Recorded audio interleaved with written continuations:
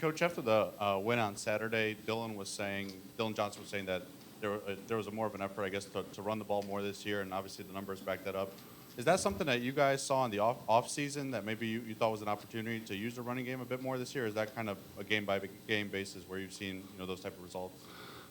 We work on it all the time anyway. I mean, the biggest thing, you're trying to figure out the best way to move the ball, and that's all part of it. I did think we needed to improve on it, and then really just as far as I thought last year our backs were slow at hitting the hole, and I thought our linemen didn't finish blocks at the second level, and we got to keep getting better at that, and we got to get better at it as it is.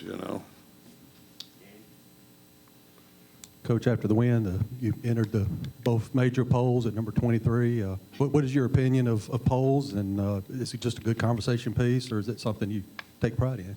I pretty much ignore them. Just try to go to the next one. Been busy, watching film all night, and that'll happen again tonight. So I'm kind of preoccupied with that. There's no real, stopping point on the poll thing. So. Just try to worry about what's right now and what you can control. And that's, today it's put together the best game plan you can. Tomorrow it's have the best practice you can, and so it goes, Mike, KJ Jefferson, his status for this Saturday is uncertain after suffering an injury in the Alabama game. How does that kind of impact your preparation, and how much more difficult does it make things? I don't know. We'll look at, first of all, him we already know about, and then whoever's behind him, we'll see what they can do for sure. I don't know that he's out. An awful lot of times looks like somebody's out, and he, comes in there, and there isn't anything wrong with them. So we'll see, but I don't think they're going to change their whole offense, and it'd be difficult to do in a week no matter who you're playing. So. It'll be pretty similar to what they do already, because they can't just reteach everything. Yeah. So far, this team has made a significant jump in terms of scoring touchdowns in the red zone. What do you think has led to that improvement, and what have you thought of the red zone performance this year? Well, I don't know. I mean, we've led in that before, too.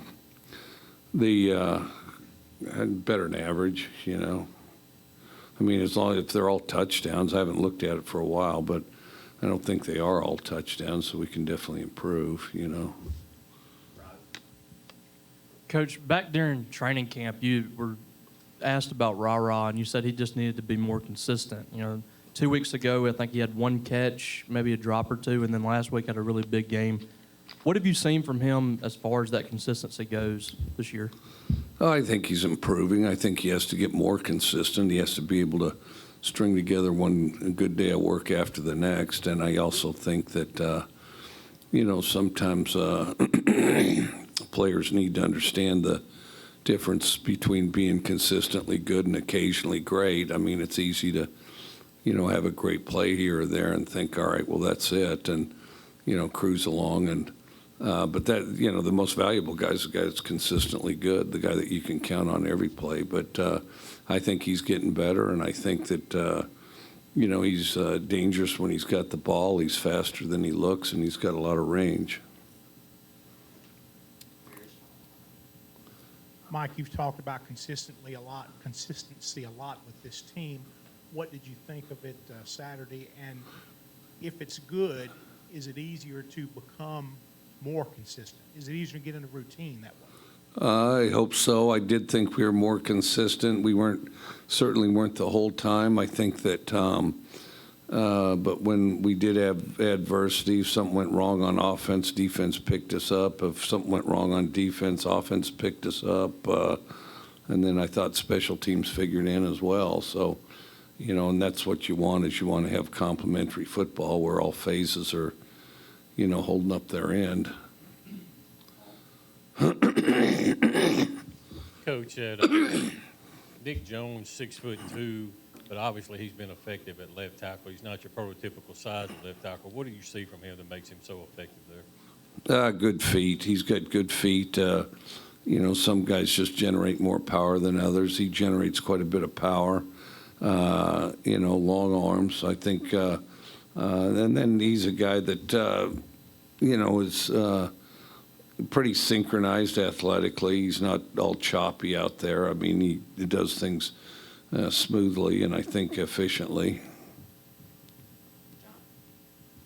Mike, I need to get your thoughts on something. It's my dad's birthday. He's same age as you, actually. He's not really much for gifts in terms of what he wants, so it's kind of hard to, think about what to get him. Do you have any recommendations for a good birthday gift for someone that's your age?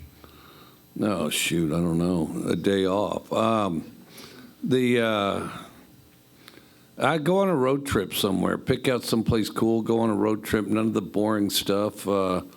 No cell phones. Find some cool spots to go and take a drive. Eat at some great places, I'd say. Arkansas defensive coordinator Barry Odom, someone you've faced plenty of times in your career. What have you kind of seen from Arkansas's defense this season? Is that kind of similar to what you've seen from Odom's defenses in the past? Yeah, I think it's similar. He's got his package that he's worked for years to, refine and put together. And there's some changes here or there, I think, to accommodate the players he's got. And then, but I don't think he's going to reinvent something new because he spent, well over a decade developing this one. So. Mike, you talked in the past about, this team not necessarily being old, but being experienced. How do you think this group has kind of learned to, handle the emotions that come with a big win like you guys had, and then be able to flush it, obviously, with a ranked opponent coming in again? Well, the biggest thing is I hope we're able to just focus in on practice and improvement, because that's all that we really have control over. And if we do that, then, I think that gives us the opportunity to play our best. Coach, this is an Arkansas team that leads the SEC in sacks. So going to this game, is there a greater emphasis on the pass protection, or is it about the same? Well, we always emphasize pass protection quite a bit. We throw it more than anybody. So, yeah, we're kind of locked into the pass protection business. So, yep. Deshaun Page was out the other day, and then Buki went out. J.P. Purvis came in and gave you some good minutes. What did you guys see from him on Saturday when he got that opportunity? Thought he's explosive, excited to play. I thought, he didn't have any real stage fright out there, but just went out and played hard. I thought he played good.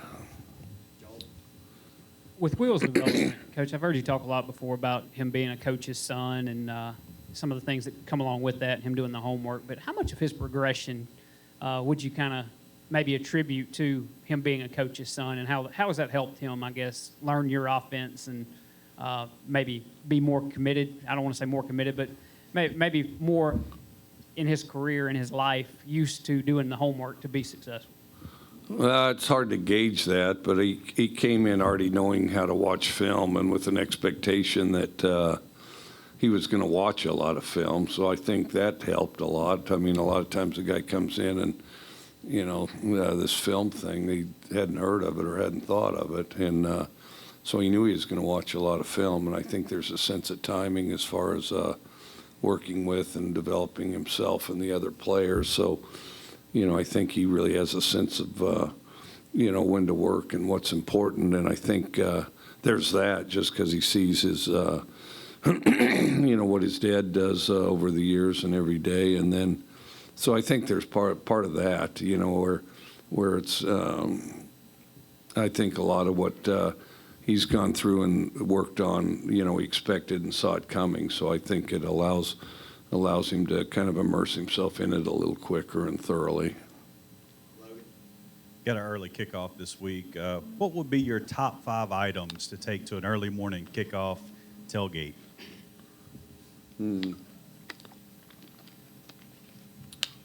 Well, some will bring Bloody Marys, I imagine. Let's see, top 5 to early morning, huh? Probably a comfortable chair or lawn chair to get a little sleep in before kickoff. You would definitely want, something good to eat, energize you, but that's quick and easy. 5, huh? Shoot, I don't know. Yeah, well, you definitely want that. Definitely want that. Definitely some level of stimulant. You need your sunglasses for sure. And then, well, and now probably if you're really having a good time, you're going to have a long after the tailgate thing too. So you're definitely going to want a good TV set up or somebody have one, or one of those screens out there on the lawn to watch the other games, because you're going to be done before most of them.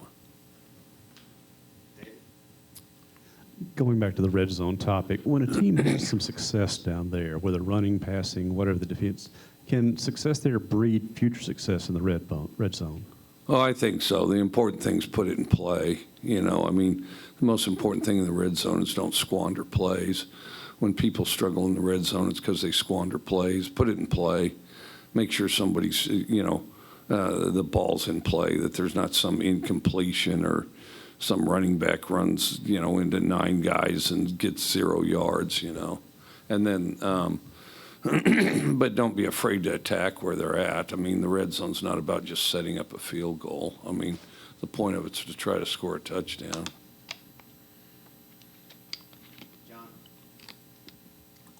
Mike, on Saturday, between special teams, what y'all were able to do on offense, defensively as well, where did Saturday's performance kind of rank for you in terms of your team's most well-rounded performance compared to the others in your tenure here so far? I thought it was a pretty good one. I thought it was a good one as far as, playing tough and aggressive. I don't know if it was our most consistent one, but I thought we were tough and aggressive and, kind of attacked the opportunity. So I thought that part was good. With the last couple of games, you guys have had, some big special teams plays. I know in that Bowling Green game, I think you said it was either the best or one of the best special teams performances you've had here. I guess, how much of that credit goes to Coach Mealy and the work that he's done there? Have you seen, a shift in what you guys are doing on special teams with him at that, kind of coaching that position? Well, I think he's done a really good job, and then his assistant Shane does a great job, and then I think we have 2 dangerous returners, which has helped, and then, and the most important thing you do is block, and then the other thing is I think our punters and our kickers are doing a good job. They've evolved to the positive.